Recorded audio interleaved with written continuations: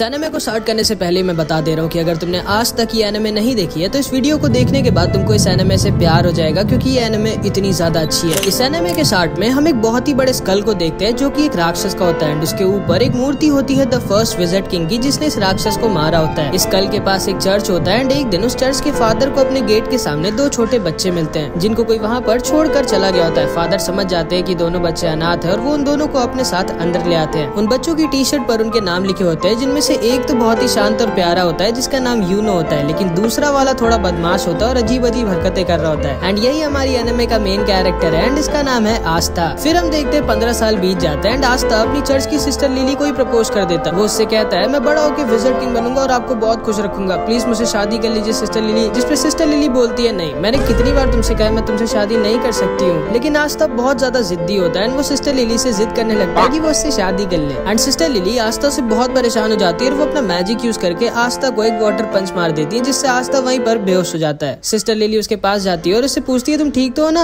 And तभी वहाँ पे चर्च के कुछ और बच्चे आ जाते हैं और वो सिस्टर लिली से कहते हैं बिल्कुल सही किया आपने, जब भी आपको परेशान करे इसको एक दो वाटर पंच मार दिया करिए। लेकिन तभी आस्था दोबारा से होश में आ जाता है एंड फिर से सिस्टर लिली के पीछे पड़ जाता है। बट इस बार वहाँ पर यूनो आ जाता है एंड वो आस्था को अपने मैजिक से वहीं पर गिरा देता है। आस्था गुस्से में उठता है और उसके पास भाग के जाके कहता है आखिर तुम हर बार मेरे और सिस्टर लिली के बीच में अपनी टांग क्यों घुसाते हो। जिसपे यूनो आस्था से कहता है देखो, पहले तो तुम बहुत ज्यादा शोर मचाते हो, दूसरा तुम्हारी हाइट बहुत कम है, तीसरा तुम दिमाग से कम हो, और सिस्टर लिली इस चर्च की नन है और नन लोग शादी नहीं कर सकती, तुम्हारे दिमाग में इतना भी नहीं घुसता क्या। जिसपे आस्था बहुत गुस्सा हो जाता है और यूनो से कहता है आजा 1v1, फ्री फायर में नहीं असली फाइट में मतलब। जिसपे आस्था से कहता है नहीं, मुझे टाइम वेस्ट नहीं करना है तुम्हारे साथ 1v1 करके। आस्था बोलता है कि वो डर गए क्या। जिसपे बच्चा जिसका नाम मैक्स होता है ये बोलता है तुम सोच भी कैसे सकते हो कि तुम यूनो को जिंदगी में भी हरा सकते हो। आस्था मैक्स से बोलता है तुम्हारी प्रॉब्लम क्या है बच्चे मुझसे, मैं तुमसे इतना बड़ा हूँ फिर भी तुम मेरी रिस्पेक्ट क्यों नहीं करते कभी। जिसपे मैक्स बोलता है बिल्कुल भी नहीं, मैं किसी ऐसे की रिस्पेक्ट कर ही नहीं सकता जो 15 साल का होने के बाद भी मैजिक नहीं यूज कर सकता। असल में आस्था के पास बिल्कुल भी मैजिक नहीं होता, मतलब आस्था एक ऐसे वर्ल्ड में होता है जहाँ पे मैजिक से ही सब कुछ होता है बिना मैजिक के। मैक्स आस्था से कहता है तुम सोच भी कैसे सकते हो कि तुम बिना मैजिक के यूनो जैसे पावरफुल मैजिशियन को हरा सकते हो। आस्था कहता है अच्छा यूनो अगर इतना ही स्ट्रॉन्ग है तो वो ये कर सकता है क्या। एंड वो बहुत ही तेज स्पीड में क्रंचेस मारने लगता है। असल में आस्था मैजिक तो यूज कर नहीं सकता, इसलिए वो एक्सरसाइज करके अपने आप को फिजिकली बहुत स्ट्रॉन्ग बना लेता है। मैक्स आस्था से कहता है कि तुम क्रंचेस मारकर विजिट किंग नहीं बन सकते, क्योंकि विजिट किंग स्ट्रॉन्गेस्ट मैजिशियन होता है, स्ट्रॉन्गेस्ट बॉडी बिल्डर नहीं। एंड तभी यूनो अपने मैजिक से सिस्टर लिली के कपड़े सुखाने लगता है, जिसको देखने सारे बच्चे भाग के चले जाते हैं। एंड यूनो का भी सपना आस्था की तरह विजिट किंग बनने का होता है। सिस्टर लिली भी यूनो को थैंक यू कहती है उसकी हेल्प करने के लिए, जिसपे आस्था को बहुत जलन होती है एंड वो जल्दी से भाग के लकड़ियां काटने आ जाता है ताकि सिस्टर लिली उसको भी थैंक यू बोले। लेकिन इससे पहले कि वो लकड़ियां काटता है यूनो अपने मैजिक से लकड़ियां भी काट देता है। असल में इसको आस्था के सामने शो ऑफ करना थोड़ा पसंद होता है। मैक्स कहता है मुझे यकीन है अगला विजिट किंग यूनो ही बनेगा, तुम नहीं आस्था। एंड तभी वहाँ पर फादर भी आ जाते हैं एंड वहाँ आकर यूनो की तारीफ करने लगते हैं कि यूनो जरूर इस चर्च का नाम एक दिन रोशन करेगा। तो आस्था थोड़े दिनों में तुम्हारी ग्रिमवॉर तुम्हें मिल जाएगी, फिर तुम भी मैजिक यूज कर पाओगे। जिसको सुनकर आस्था खुश हो जाता है और फिर से खड़ा हो जाता है और कहता है आप देखना सिस्टर लिली, मुझे इस दुनिया की बेस्ट ग्रिमवॉर मिलेगी एंड फिर मैं बहुत मेहनत करके सबसे ज्यादा स्ट्रॉन्ग बनूंगा एंड फिर एक दिन मैं विजिट किंग बनूंगा। ग्रिमवॉर असल में एक मैजिकल बुक होती है जिसमें 3 लीफ बनी होती है जो सबको 15 साल की एज पे मिलती है एंड उसको पाने के बाद लोगों का मैजिक बहुत ज्यादा बढ़ जाता है और वो मैजिकल अटैक्स भी यूज कर सकते हैं। आस्था यूनो से कहता है कि जब मुझे मेरी ग्रिमवॉर मिलेगी तब हम दोनों बचपन की तरह साथ में प्रैक्टिस करेंगे और साथ में बहुत स्ट्रॉन्ग बनेंगे। लेकिन यूनो उसे इग्नोर कर वहाँ से चला जाता है, मानो वो आस्था को अपने टक्कर का मानता ही नहीं है। जिसपे आस्था भी बहुत दुखी हो जाता है एंड वो भी वहाँ से चला जाता है। सिस्टर लिली यूनो के पास आती है और उससे कहती है तुम्हें आस्था के साथ ऐसा नहीं करना चाहिए था। जिसपे यूनो कहता है आस्था मेरे रहते कभी भी विजिट किंग नहीं बन सकता। सिस्टर लिली को लगता है कि आस्था क्योंकि बहुत दुखी होकर गया है तो वो मे भी कहीं पर चुपचाप जाके रो रहा होगा, लेकिन हमारा आस्था रोता होता नहीं है, वो यहाँ पर ट्रेनिंग कर रहा होता है और ज्यादा स्ट्रॉन्ग होने के लिए एंड अपने के सपने को सच करने के लिए। थोड़े दिनों बाद आस्था यूनो और बहुत सारे बच्चे जो 15 साल के हो गए थे वो सब ग्रिमवॉर टावर जाते हैं अपनी अपनी ग्रिमवॉर लेने। आस्था बहुत ज्यादा एक्साइटेड होता है क्योंकि अब वो फाइनली मैजिक यूज कर पाएगा एंड यूनो को टक्कर दे पाएगा। वहाँ पे 2 नोबल फैमिलीज के भी बच्चे आए होते हैं जो आस्था और यूनो का मजाक उड़ा रहे होते हैं क्योंकि वो लोग गरीब होते हैं। तभी वहाँ पर उस ग्रिमवॉर टावर का मास्टर आ जाता है एंड सारे लोगों का वेलकम करता है। आस्था बहुत ज्यादा एक्साइटेड और खुश होता है। फिर ये मास्टर एक मैजिकल स्पेल बोलता है और सारे लोगों के पास अपने आप उनकी ग्रिमवॉर उड़कर जाने लगती है। सारे लोग अपनी अपनी ग्रिमवॉर पाकर बहुत खुश होते हैं, लेकिन आस्था के पास कोई भी ग्रिमवॉर नहीं आती। आस्था बोलता है मेरी ग्रिमवॉर लेट हो गई क्या, मेरी ग्रिमवॉर कहाँ है। जिसपे सारे के सारे लोग उस पर हंसने लगते हैं एंड उसका मजाक बनाने लगते हैं। लेकिन तभी यूनो के पास उसकी ग्रिमवॉर आ जाती है जो कि होती है एक 4 लीफ ग्रिमवॉर, जो कि बहुत ही ज्यादा रेयर होती है एंड यही ग्रिमवॉर फर्स्ट विजिट किंग के पास भी होती है। जिसको देखकर सारे के सारे लोग शॉक्ड रह जाते हैं कि आखिर यूनो जो कि नोबल फैमिली का भी नहीं है उस उसको 4 लीफ ग्रिमवॉर कैसे मिल गई। यूनो उल्टा घूमता है और सबसे कहता है कि वो बनेगा अगला विज़र्ड किंग एंड सारे के सारे लोग उसकी तारीफ करने लगते हैं। लेकिन तभी आस्था खड़ा होता है और यूनो से बोलता है नहीं तुम नहीं, मैं बनूंगा अगला विज़र्ड किंग, जिसपे फिर से सारे के सारे लोग उस पर हंसने लगते हैं एंड उसका मजाक उड़ाने लगते हैं। एंड यूनो भी आस्था को वहीं पर इग्नोर करके वहाँ से चला जाता है। इसके बाद आस्था अकेले जंगल में उल्टा लटका होता है और थोड़ा सा दुखी होता है क्योंकि ना तो सिर्फ उसके पास मैजिक है बट अब तो उसको ग्रिमवॉर भी नहीं मिली। लेकिन इतना सब कुछ होने के बाद भी वो गिव अप नहीं करता और वो उठता है और कहता है क्या हुआ अगर मेरे को ग्रिमवॉर नहीं मिली तो मैं तब भी मेहनत करना नहीं छोड़ूंगा एंड एक दिन विज़र्ड किंग जरूर बनूंगा, तुम बस वेट करना यूनो, मैं ही तुम्हारा राइवल हूँ एंड मैं ये तुम्हें प्रूव करके रहूंगा। लेकिन तभी उसे एक आवाज आती है। इधर हम देखते हैं ये दोनों जलन के मारे यूनो से लड़ने आ जाते हैं एंड उससे कहते हैं आखिर तुम्हारे जैसे गरीब को 4 लीफ ग्रिमवॉर कैसे मिल सकती है एंड हम नोबल्स को नहीं, मैं जला दूंगा तुम्हारी इस ग्रिमवॉर को। एंड वो यूनो के ऊपर एक मैजिकल अटैक यूज कर देता है लेकिन यूनो बिना अपनी ग्रिमवॉर का यूज किए ही अपने आप को डिफेंड कर लेता है, जिसको देखकर ये दोनों शॉक्ड रह जाते हैं कि आखिर यूनो इतना स्ट्रॉन्ग कैसे है। लेकिन तभी अचानक से कुछ चेन्स आके उन दोनों को पकड़ लेती हैं एंड तभी वहाँ पर एक आदमी आता है जो बोलता है तुम लोग पागल हो क्या जो इतनी रेयर चीज को जलाना चाहते हो। यूनो पूछता है कौन हो तुम, जिसपे ये बताता है मेरा नाम है स्नेक और मुझे वो चीज चाहिए जो तुम्हारे पास है। एंड तभी वो अपने मैजिक से यूनो को भी पकड़ लेता है एंड उसकी 4 लीफ ग्रिमवॉर को भी उससे छीन लेता है। यूनो बोलता है स्नेक मैंने तुम्हारा नाम सुना है, तुम एक बहुत ही स्ट्रॉन्ग और फेमस चोर हो, लेकिन तुम्हें ये तो पता ही होगा कि एक ग्रिमवॉर को केवल उसका ओरिजिनल ओनर ही यूज कर सकता है। जिसपे स्नेक कहता है हाँ मेरे को पता है कि तुम्हारी ग्रिमवॉर को तुम्हारे बिना कोई यूज नहीं कर सकता, लेकिन ब्लैक मार्केट में इस 4 लीफ ग्रिमवॉर के मेरे को बहुत पैसे मिलेंगे एंड इसीलिए मैं तुम्हारी ग्रिमवॉर चुरा रहा हूँ और माफ करना तुम्हारा विज़र्ड किंग बनने का सपना यहीं पर खत्म होता है। एंड तभी वहाँ पर हमारा आस्था आ जाता है एंड आते ही गिर के अपनी बेइज्जती करा लेता है, लेकिन फिर भी वो खड़ा होता है और बोलता है क्या हो रहा है यहाँ और तुम्हारे पास 2-2 ग्रिमवॉर कैसे है। यूनो बोलता है उनमें से एक मेरी और यहाँ से जल्दी से भाग जाओ, ये बहुत स्ट्रॉन्ग है। तब आस्था सारा का सारा खेल समझ जाता है एंड वो स्नेक से कहता है चुपचाप यूनो की ग्रिमवॉर वापस कर दो, जिसपे स्नेक उससे कहता है तुम तो वही लूजर हो ना जिसको एक भी ग्रिमवॉर नहीं मिली। एंड ये कहकर वो उस पर हंसने लगता है। आस्था कहता है हाँ मैं वही हूँ जिसको कोई ग्रिमवॉर नहीं मिली, लेकिन मैं वो भी हूँ जो एक दिन विज़र्ड किंग बनेगा। एंड ये कह के आस्था स्नेक की तरफ भागता है। यूनो कहता है नहीं उससे मत लड़ना आस्था। स्नेक अपने मैजिक से आस्था पर अटैक करता है लेकिन आस्था उसके अटैक को डॉज करके उसके पीछे आ जाता है एंड वो बस उसको एक पंच मारने वाला होता है, लेकिन तभी स्नेक की चेन्स उसको पकड़ लेती हैं एंड फिर स्नेक अपने मैजिक से आस्था को बहुत ज्यादा इंजर्ड कर देता है। आस्था मन में सोचता है कि ये तो बस एक चोर है, फिर ये इतना स्ट्रॉन्ग कैसे है, और अगर एक चोर इतना स्ट्रॉन्ग है तो फिर विज़र्ड किंग कितना स्ट्रॉन्ग होगा। एंड फिर स्नेक उसको पीछे की दीवार पर लड़ा देता है एंड उसके पास जाकर बोलता है अपनी आंखें खोलो बच्चे, तुम मुझे 100 जन्मों में भी नहीं हरा सकते। आस्था मन में सोचता है कि ये सही तो कह रहा है, मैं चाहे जितना भी अपनी बॉडी को ट्रेन करके स्ट्रॉन्ग बना लूं लेकिन मैं इसको भी नहीं हरा सकता। स्नेक आस्था के ऊपर हंसता है और बोलता है अपनी चेन से मैं किसी के अंदर कितना मैजिक है ये नाप सकता हूँ और तुम्हारे अंदर एक बूंद मैजिक भी नहीं है एंड इसीलिए तुम्हारे पास कोई ग्रिमवॉर नहीं आई, क्योंकि ग्रिमवॉर मैजिक को बढ़ाती है और तुम्हारे पास तो मैजिक है ही नहीं। तुम विज़र्ड किंग तो क्या, तुम कोई नॉर्मल सी जॉब भी नहीं कर सकते। शर्म करो अपनी जिंदगी पर, तुम एक बहुत ही बड़े लूजर हो। जिसको सुनकर आस्था अंदर से टूट जाता है और वो सोचने लगता है कि ये एकदम सही तो कह रहा है, मेरे अंदर ना तो मैजिक है और ना ही मेरे पास अब एक ग्रिमवॉर है, फिर आखिर मैं कैसे विज़र्ड किंग बन सकता हूँ जो कि पूरी दुनिया का सबसे स्ट्रॉन्गेस्ट मैजिशियन होता है। एंड जिंदगी में पहली बार आस्था गिव अप करने वाला होता है, लेकिन तभी यूनो चिल्लाकर बोलता है नहीं, मैं जानता हूँ आस्था विज़र्ड किंग नहीं बनेगा क्योंकि अगला विज़र्ड किंग तो मैं ही बनूंगा, लेकिन आस्था कोई लूजर नहीं है, वो मेरा राइवल है एंड उसके अंदर भी एक मैजिकल पावर है एंड वो है कभी भी गिव अप ना करना। एंड इसको सुनते ही आस्था के अंदर मानो दोबारा से जान आ जाती है। वो स्नेक से कहता है दूर हट मुझसे। स्नेक उससे दूर हट जाता है एंड आस्था के पास से एक अजीब सी एनर्जी आने लगती है। आस्था यूनो से कहता है चिंता मत करो यूनो, मैं इस आदमी को तुम्हारी ग्रिमवॉर नहीं ले जाने दूंगा, चाहे उसके लिए मुझे मरना ही क्यों ना पड़े। एंड तभी आस्था के पास उसकी खुद की ग्रिमवॉर उड़कर आ जाती है, जो कि कोई नॉर्मल ग्रिमवॉर नहीं बल्कि एक 5 लीफ ग्रिमवॉर होती है, जो पूरी की पूरी दुनिया में सिर्फ एक ही है, मतलब यूनो से भी ज्यादा रेयर ग्रिमवॉर। दुनिया में 3 तरह की ग्रिमवॉर्स होती हैं। 3 लीफ ग्रिमवॉर जिसमें मैजिकल पावर्स होती है एंड ये बहुत कॉमन होती है। 4 लीफ ग्रिमवॉर जो कि बहुत रेयर होती है एंड इसमें मैजिकल पावर्स के साथ गुड लक भी होता है। एंड लास्ट में है 5 लीफ ग्रिमवॉर जो कि पूरी दुनिया में सिर्फ एक ही है एंड इसके अंदर एक डीमन होता है। एंड आस्था को फाइनली उसकी 5 लीफ ग्रिमवॉर मिल जाती है। यूनो आस्था को देखकर स्माइल करता है और बोलता है मुझे पता था आस्था, तुम वो जो इम्पॉसिबल को भी पॉसिबल कर सकता है, जैसे तुमने बचपन में किया था।